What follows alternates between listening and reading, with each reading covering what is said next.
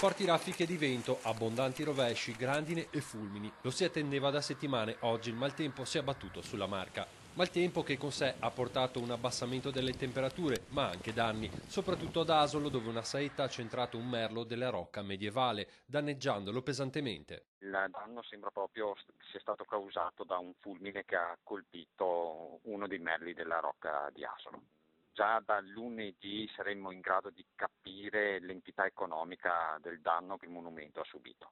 Ancora da quantificare dunque l'entità del danno toccato ad una delle maggiori bellezze della Marca, un fatto che preoccupa non poco l'amministrazione. E sono ancora un po' più preoccupato perché siamo ad un'altezza di più di 10 metri in una situazione ambientale un po' particolare, ma sono sicuro che riusciremo a trovare le fonti economiche per sistemare quanto prima il danno. Tra le zone più colpite anche il Coneglianese, tra la città del Cima e San Pietro di Feletto, una decina le richieste di intervento ai vigili del fuoco dovuti alla caduta di fulmini e alla caduta di piante o pali per il forte vento. Pompieri in azione anche a Roncade dove una saetta si è abbattuta su un'abitazione provocandone l'incendio del tetto. Fortunatamente si trattava di uno stabile disabitato.